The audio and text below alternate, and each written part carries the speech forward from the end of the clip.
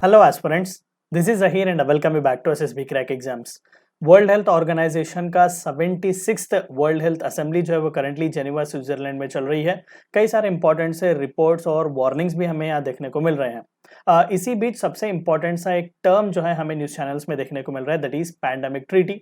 तो आज के इस वीडियो में मैं आपसे डिस्कस करूंगा कि दरअसल ये पैंडेमिक ट्रीटी है क्या, ये कब तक बनाई जा सकती है, और अगर कोविड जैसा फिर से कोई पैंडेमिक जो है वो दुनिया में आएगा तो डब्ल्यूएचओ उसे डील करने के लिए क्या क्या प्रिकॉशंस अभी से ले रहा है, उन सभी के बारे में आज के इस वीडियो में जानने की कोशिश करेंगे। तो आइए वीडियो को शुरू करते हैं।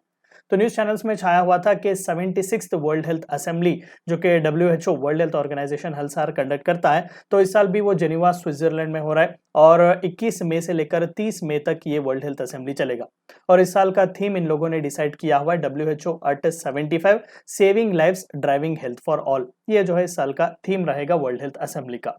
लेकिन यहाँ पर एक यूनिक सी चीज हमें देखने को मिल रही है कि डब्ल्यूएचओ के डायरेक्टर जनरल यानी कि डब्ल्यूएचओ के हेड मिस्टर टेड्रोस जो है उन्होंने एक स्टार्क वार्निंग जो है यहाँ पर दी हुई है सभी जितने भी 194 मेंबर नेशंस हैं डब्ल्यूएचओ के, उन सभी के लिए कि हमें बहुत ही जल्द आने वाले पैंडेमिक के लिए अभी से रेडी होना पड़ेगा।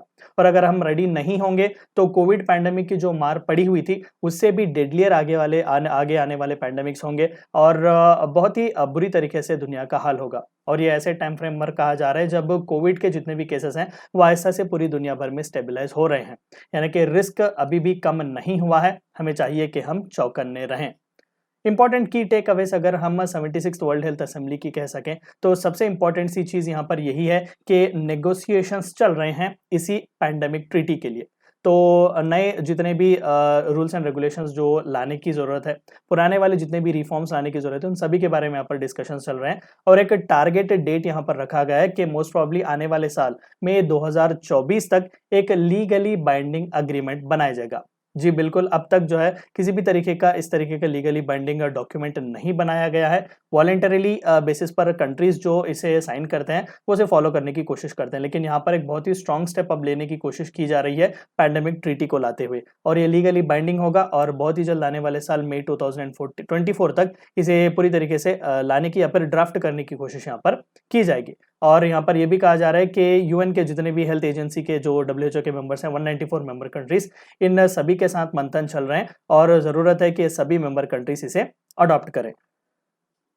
एक और प्रायोरिटी यहाँ पर ये कही गई जो कि टेड्रोस साहब ने ये कहा कि जो पैंडेमिक ट्रीटी की हम बात कर रहे हैं दरअसल ये एक जनरेशनल कमिटमेंट होगा। पिछली बार की तरह जितने भी रूल्स एंड रेगुलेशंस हमने बनाए वो वॉलंटरी बेसिस पर ही थे ताकि उस साइकिल ऑफ पैनिक और नेग्लेक्ट को हम पूरी तरीके से बंद कर सकें। अब जो कुछ भी इस तरीके के पैंडेमिक्स होंगे या इवन थोड़ा सा भी डाउट अगर कहीं पर होगा कि पैंडेमिक आने की आशंका हो तो लिटरली वहां पर स्ट्रॉन्ग और स्ट्रिंजेंट स्टेप्स यहाँ पर ले सकते हैं। इवन सैंक्शंस की भी यहाँ पर बात की जा रही है। तो अब टॉप मोस्ट प्रायोरिटी यहाँ पर इसी नेगोशिएशंस को लेकर है और बात यहाँ पर सभी मेंबर कंट्री से इसी चीज की कर रहे हैं कि वर्ल्ड के डिफेंसेस जो कि नए नए पैथोजेंस के खिलाफ है उसे हम शोर अप कर सकें, सभी एकजुट मिलकर रह सकें, क्योंकि कोविड ने लगभग 7 मिलियन लोगों की जानें जो है वो ली हुई हैं और अब हम इस तरीके का एक और पैंडेमिक अफोर्ड बिल्कुल भी नहीं कर सकते। तो ये चंद इंपॉर्टेंट से की टेक अवेज हैं 76th वर्ल्ड हेल्थ असेंबली से। अब आइए बात करते हैं पैंडेमिक ट्रीटी की। सबसे इंपॉर्टेंट सी चीज, क्या सर इस तरीके के बाइंडिंग ट्रीटीज ऑलरेडी हैं या नहीं है? देखिए, इस तरीके का ट्रीटी तो मैं नहीं कहूंगा, लेकिन rules and regulations already binding WHO वालों ने 2005 में ही दिए हुए थे, जिसे हम इंटरनेशनल हेल्थ रेगुलेशंस कहते हैं।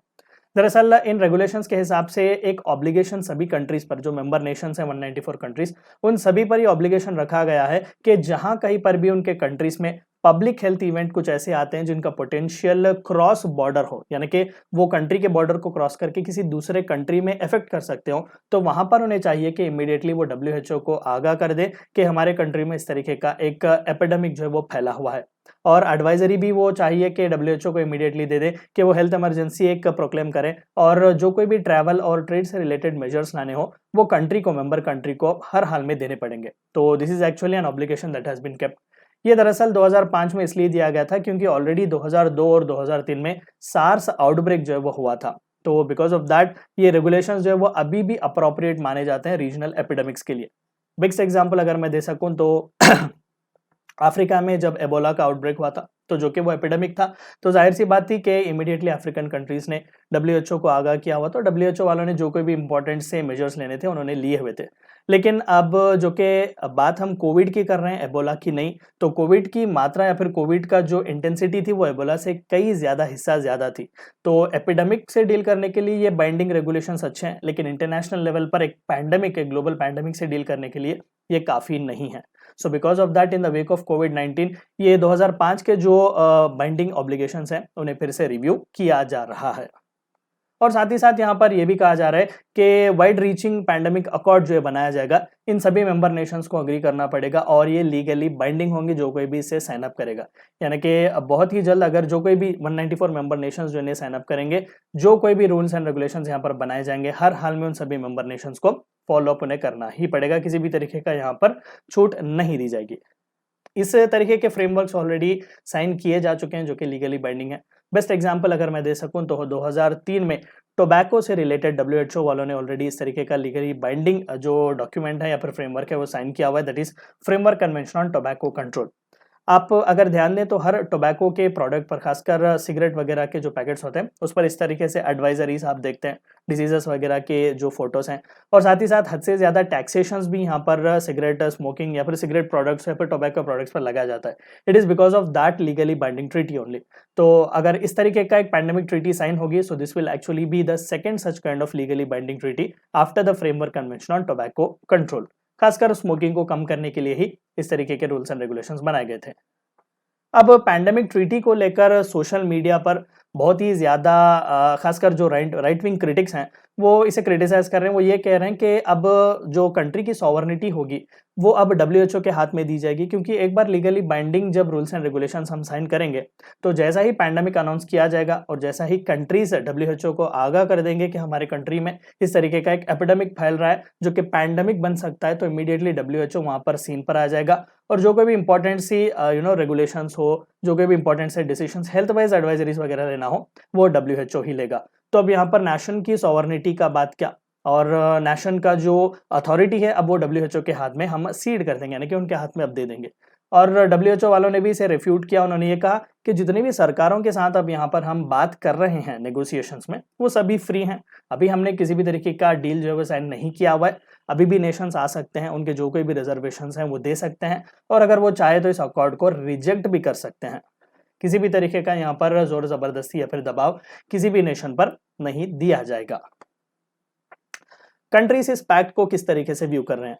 देखिए, सबसे बड़ा बैकिंग जो इस पैंडेमिक ट्रीटी को आ रहा है वो दरअसल यूरोपियन यूनियन से ही आ रहा है, जो कि बिगेस्ट बैकर माना जा रहा है। और इवन अफ्रीकन कंट्रीज भी बहुत ही कीन है इस पैंडेमिक ट्रीटी को साइन करने के लिए, क्योंकि वो मानते हैं कि एक नेगोशिएशन की तरह हम इसे इस्तेमाल कर सकते हैं ताकि हमारे लिए बेटर वैक्सीन का एक्सेस मिल सके।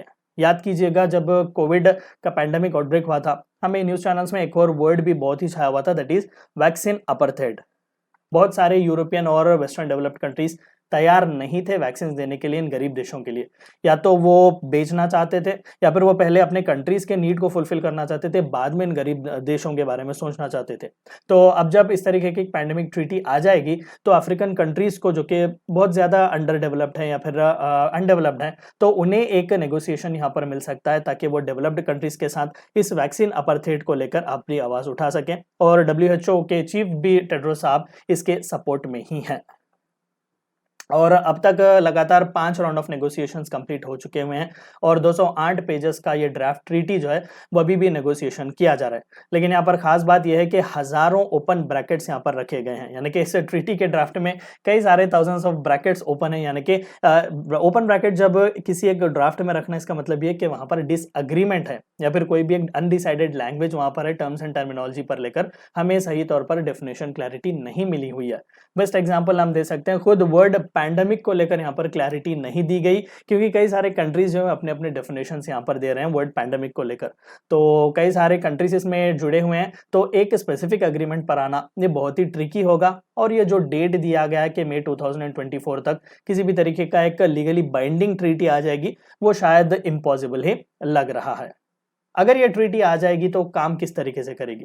देखिए, अभी भी किसी तरीके की क्लैरिटी हमें नहीं दी गई है कि जो ऑलरेडी 2005 के रेगुलेशंस जो हमने बनाए हुए हैं उसके साथ साथ ये नए पैंडेमिक अकॉर्ड चलेगा या फिर वो पुराने वाले 2005 के रेगुलेशंस को हम पूरी तरीके से खत्म करके सिर्फ नए अकॉर्ड को ही हम फॉलो करेंगे। लेकिन यहाँ पर कई सारे हेल्थ के जो एडवाइजरीज हैं या फिर जो एक्सपर्ट्स हैं, उनका कहना एक है कि ये दोनों को कॉम्प्लीमेंटरी बनाकर आगे बढ़ो। यानी कि 2005 के जो रेगुलेशंस हैं उन्हें लोकल आउटब्रेक्स यानी कि जो एपिडेमिक्स हैं उनके लिए एग्जिस्टिंग रूल्स यूज करो, लेकिन जैसा ही WHO किसी को पैंडेमिक डिक्लेयर करता है, ये नया पैंडेमिक का अकॉर्ड या फिर नया पैंडेमिक ट्रीटी जो है वो नए रूल्स एंड रेगुलेशंस वहां पर हमें लाने चाहिए। साथ ही साथ यहाँ पर यह भी क्लैरिटी नहीं दी गई कि अगर नेशंस फॉलो नहीं करेंगे तो उनके साथ क्या होगा। और चंद एक्सपर्ट्स यहाँ पर यह भी कह रहे हैं कि देखिए, अगर कोई भी कंट्री फॉलो नहीं करता इन रूल्स एंड रेगुलेशंस को, पीर रिव्यू प्रोसेस वहां पर कीजिएगा। ऐसा मत कीजिएगा कि डायरेक्टली उन पर सैंक्शंस लगाए जा रहे हैं, क्योंकि ऐसा करने से वो और भी एलियनेट हो जाएंगे। अभी इससे रिलेटेड और भी डिस्कशन यहाँ पर करने बाकी हैं। Apart from this pandemic treaty, क्या और भी रिफॉर्म्स यहाँ पर लाए जा रहे हैं? Of course yes. जो 2005 के रूल्स एंड रेगुलेशंस हमने बनाए हुए थे ऑब्लिगेटरी, उसमें भी कई सारे रिफॉर्म्स यहाँ पर लाने की कोशिश की जा रही है। कई सारे कंट्रीज ने लगभग 300 से भी ज्यादा अमेंडमेंट्स उन रूल्स एंड रेगुलेशंस को दिया हुआ है, जिनमें से टॉप मोस्ट वाशिंगटन यानी कि यूनाइटेड स्टेट्स ऑफ अमेरिका ही है, जिन्होंने ये कहा कि ज्यादा से ज्यादा ट्रांसपेरेंसी को यहाँ पर बढ़ाया जाए और साथ ही साथ WHO वालों को जल्द से जल्द क्विक एक्सेस दिया जाए आउटब्रेक साइट्स को। याद कीजिएगा, जब वुहान के लैब में से जो आउटब्रेक हुआ था, चाइना बहुत ही हेजिटेंट था अपने वुहान लैब का एक्सेस देने के लिए। हालांकि उसने दिया, WHO लेड एक्सपर्ट टीम वहां पर गई हुई थी देखने के लिए कि क्या क्या आउटब्रेक हुआ, बिकॉज ऑफ विच के वुहान से इतना बड़ा डेडली एक पैंडेमिक देने वाला वायरस वहां से निकला हुआ था। लेकिन स्टिल बीजिंग जो है वो बहुत ही क्रूशियल जो क्लिनिकल डाटा इनिशियल स्टेजेस में क्या क्या हुआ था वहां पर इनिशियल केसेस में, उससे रिलेटेड इंफॉर्मेशन अभी भी वो देने के लिए राजी नहीं है। सो बिकॉज ऑफ दैट ये पैंडेमिक ट्रीटी की यहाँ पर बात कर रही है। हम आशा यही करते हैं कि जल्द से जल्द ये सभी जितने भी 194 मेंबर कंट्रीज हैं ये पैंडेमिक ट्रीटी पर वो काम करें और बहुत ही जल्द एक पैंडेमिक ट्रीटी हमें देखने को मिले। सो ये थी चंद बातें आपको इस वीडियो में जाननी थी। वीडियो को एंड करने से पहले आप सभी को एक और बार याद दिला दूं कि SSB क्रैक एग्जाम्स के पास SSB इंटरव्यू से related full fledge online course available है। हर महीने इसके नए बैचेस स्टार्ट होते हैं। अपने फ्रेंड्स के साथ भी इन्फॉर्मेशन जरूर शेयर कीजिएगा। Apart from that, we provide you courses like NDA, CDS, AFCAT, Territorial Army, ACC, MNS, and Warrior. 10 is the code which you should use so that you get 10% discount. Meet you next time. Until then, stay healthy, stay safe. Thank you for watching my video. जय हिंद। अगर आप एक defence aspirant हैं और SSB interview, NDA, CDS, AFCAT जैसे exams के लिए prepare कर रहे हैं तो आप SSB क्रैक एग्जाम्स के कोर्स को चेक करना ना भूलें। आप हमारी लर्निंग एप्लीकेशन को Google प्ले स्टोर से भी डाउनलोड कर सकते हैं।